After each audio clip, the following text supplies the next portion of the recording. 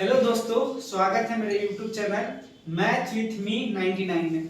आज हम लोग त्रिकोणमिति के क्वेश्चनों को देखेंगे और उसके पहले उसके कुछ फॉर्मूला को देखेंगे, क्योंकि अभी आपका एग्जाम होने वाला है बिहार बोर्ड और CBSE बोर्ड का, जिसमें त्रिकोणमिति के क्वेश्चनों का बहुत ज़्यादा वैल्यू होता है। तो हम देखेंगे कि किस प्रकार उसके फॉर्मूला को बना सकते हैं। इस वीडियो के देखने के बाद आपको फॉर्मूला रटने की आवश्यकता नहीं होगा, आप फॉर्मूला आसानी से बना सकते हैं। तो चलिए शुरू करते हैं अपने इस वीडियो को।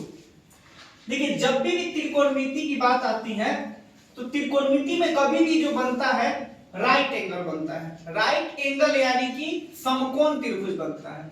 समकोण त्रिभुज यानी कि आपकी एक जो एंगल होगी, एक जो कोण होगा वो 90 डिग्री का होना ही चाहिए। यहाँ पे एक त्रिभुज हमने बनाया है ABC, जिसमें B जो है समकोण है। आप इसको परपेंडिकुलर यानी कि लंब बोलते हैं, नीचे वाले लाइन को इसको बेस बोलते हैं, और इधर वाले जो लाइन है इसको हाइपोटेनस बोलते हैं। ठीक है, तो सबसे पहले त्रिकोणमिति में देखा जाता है कि त्रिकोणमिति के 6 निष्पत्तियां होती है। कितनी निष्पत्तियां होती हैं? 6। कौन कौन होता है?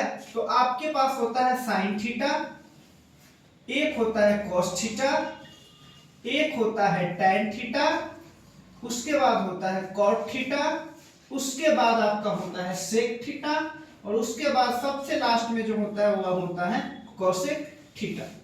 ये 6 निष्पत्तियां होती है। इन्हीं 6 पे आपका पूरा का पूरा त्रिकोणमिति जो है बनता है। लेकिन इसका फॉर्मूला होता है, उस फॉर्मूला को हम बना कैसे सकते हैं? तो एक बात को ध्यान देना, जो थीटा होता है, ठीक है, जो थीटा होता है, थीटा के सामने का कोण ही आपका लंब होता है।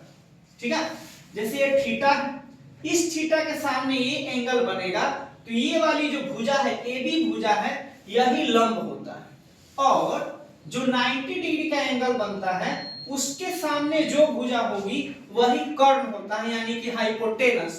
तो 90 डिग्री ये B है, तो B के सामने वाली भुजा ये है साइड AC, यानी AC आपका हाइपोटेनस हो जाएगा।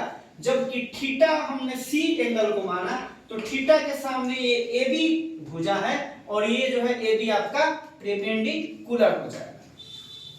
इसको याद करने का बहुत ही बेहतर फॉर्मूला एक आता है, जिसको हम लोग लिखते हैं पंडित बद्री प्रसाद हर हर बोल।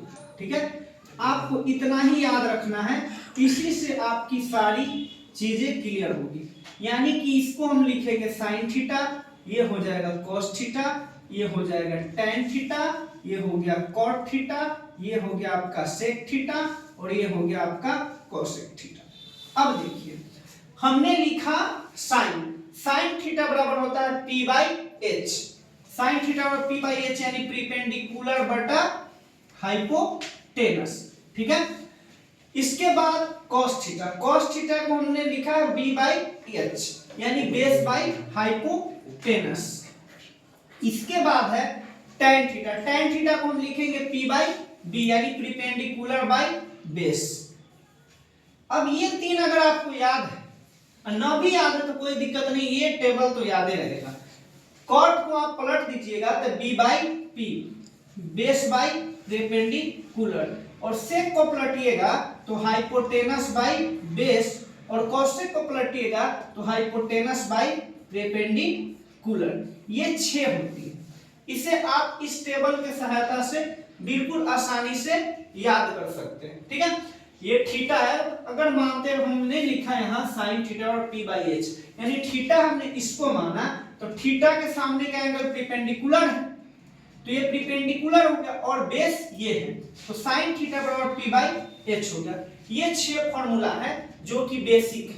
ठीक है, इसके बाद आपकी आती है वैल्यू कैसे याद करें। ठीक है, तो वैल्यू याद करने के लिए भी हम आपको एक फॉर्मूला बताते हैं, जिससे कि आप वैल्यू को भी याद कर सकते हैं। ठीक है, तो देखिए दोस्तों, अब हम लोग इसके मान को देखते हैं कि किसका कितना वैल्यू होता है। हमने यहाँ पे लिख दिया 0 डिग्री, 30 डिग्री, 45, 60 और 90। इधर साइन, कॉस, टैन, कॉट, सेक और कोसेक। आप साइन 0 डिग्री का जो वैल्यू होता है वो 0 ही होगा। साइन 30 का वैल्यू 1/2 होता है, 45 का वैल्यू 1/√2 होता है और 60 का वैल्यू √3/2 और 90 का वैल्यू 1 होता है। अगर साइन का मान याद है तो कॉस का मान निकालना एकदम इजी है।